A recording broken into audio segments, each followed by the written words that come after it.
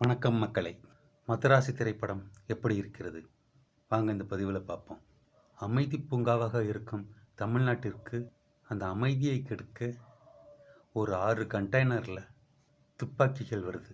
அந்த துப்பாக்கிக்கு பதிலாக அந்த 6 கண்டெய்னரில் வடையோ பஜ்ஜியோ பூந்தியோ லட்டோ எது இருந்தாலும் இந்த கதையில் எந்த மாற்றம் ஏற்பட்டிருக்காது. ஏன்னா மெயின் கதை அது இல்லை. கதையோட மெயின் ஒன்லைன் ஸ்டோரி என்னன்னா, மிருகத்தரமான 2 வில்லனை ஒரு சாதாரண கதாநாயகனால் போட்டி போட்டு ஜெயிக்க முடியாது, சண்டை போட்டு ஜெயிக்க முடியாது. அதுக்கு என்ன செய்யணும்? கதாநாயகனும் மிருகத்தனமாக மாறணும். சாதாரண கதாநாயகன் எப்படி மிருகத்தனமாக மாறுவது?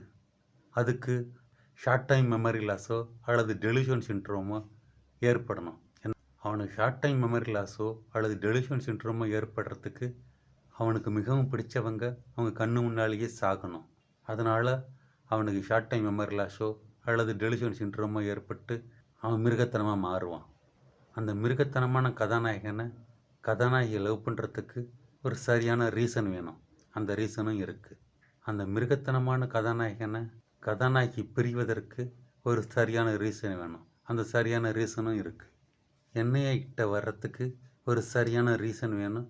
அந்த சரியான ரீசன் இருக்குது. என்ஐஏ கிட்ட வந்த அந்த கதாநாயகன் வில்லன்கள் கூட்டத்துக்கிட்ட போய் அவங்கள கொல்லணும். அதுக்கு ஒரு சரியான ரீசன் வேணும். அதுக்கும் ஒரு சரியான ரீசன் இருக்குது. அதனால் வில்லன்களை போய் கொல்றாரு. கஜினி கதைக்கும் மெட்ராசி கதைக்கும் ஒரே ஒரு ஒன்லைன் தான். நான் முதல்ல சொன்ன அந்த ஒன்லைன் தான்.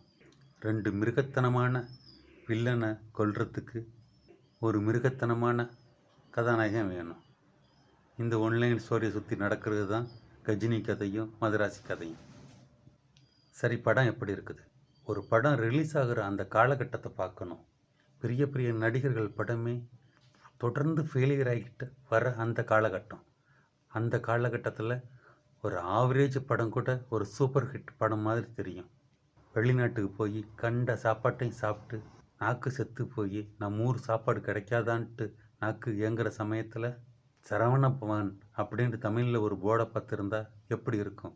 அந்த சரவண பவனில் சாப்பாடு ரொம்ப சாதாரணமாக இருந்தாலும் தேவாமிர்த மாதிரி தெரியும். ஏன்னா சரவண பவன் இருந்த காலகட்டம் அது.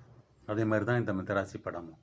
சரி, மதராசி படம் முழுக்க பார்க்க முடியாத படமா? அப்படிலாம் சொல்ல முடியாது.